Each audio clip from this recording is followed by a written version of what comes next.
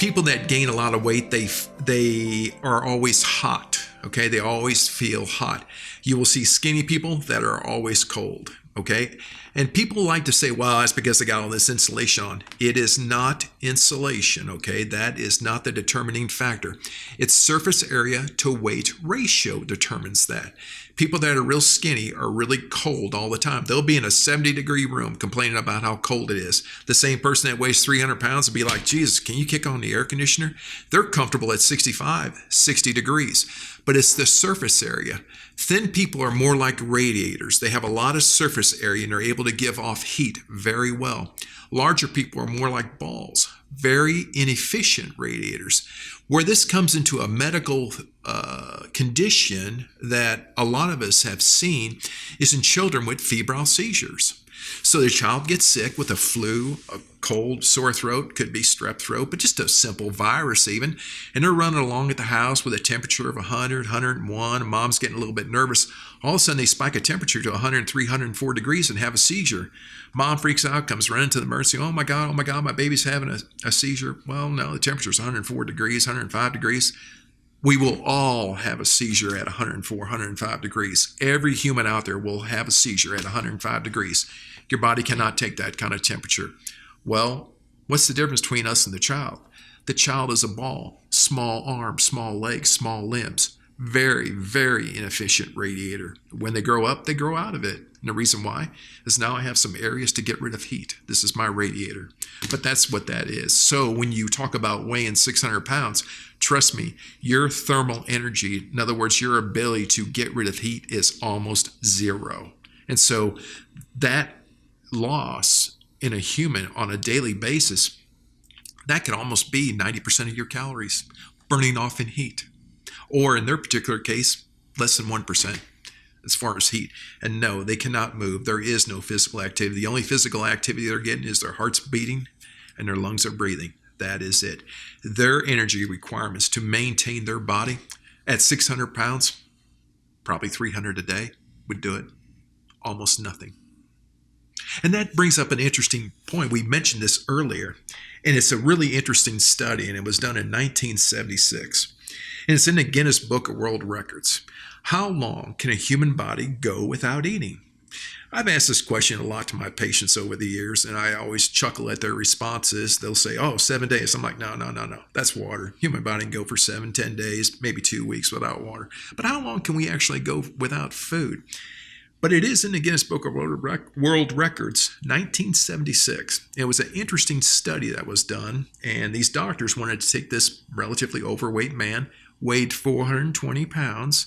They gave him non-caloric beverages, water, tea, no sugar sweeteners. They gave him vitamins and minerals, and they followed this guy every week, sometimes a couple times a week, drawing his blood, doing EKGs, wanted to see how long he could actually go without eating. It's 386 days. This man went for over a year without eating. His weight dropped from 420 pounds to 180 pounds. And that is astonishing enough. That wasn't the interesting part of the study. The interesting part of the study was actually in the details, because I combat this all the time is, well, why didn't he become protein deficient?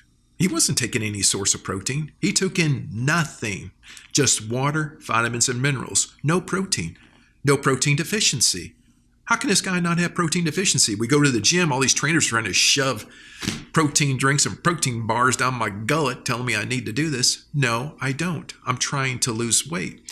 So what happened to this guy is his muscle mass. If you can imagine the muscle mass it takes to move 420 pounds around in a thigh, that's a pretty good sized thigh muscle to move 420 pounds around. Twice the size of mine, because I'm banging at about 200 pounds. So yeah, his thigh is going to be twice the size of mine. Well, I don't have any fat on my thighs to speak of, so his muscle mass is twice my size. Well, he didn't eat for 386 days. You want to take a guess what his muscle mass in his thigh became? Because he only weighed 180 pounds. It was less than mine. Well, what happened to the muscle? It was used as a source of protein, and he never became protein deficient. So I had this conversation with these gentlemen that come in all the time that think they need to drink all these protein shakes. I'm like, but you want to lose 70 pounds. Yeah, don't worry about it. You're not going to become protein deficient. You have more than enough protein stores hauling around 70 extra pounds. You have more protein stores in your body than you can possibly imagine. You have protein to lose. And they have a hard time understanding that. But once I explained this study to them that this guy never developed protein deficiency. Why? Because he's using the own protein he had stored up already. You can't store protein in the form of muscle mass. And that's where you get it from when you need it. At the end of the study, that a couple other things that I don't know if the audience will actually understand this, but he had an average blood sugar of 15, really low.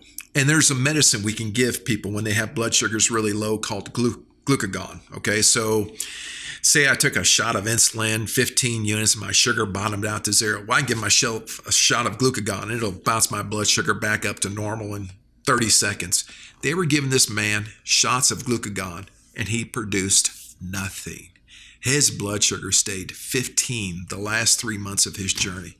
That was remarkable. I mean, that tells me this guy was in pure anaerobic metabolism his whole journey. It's just really remarkable.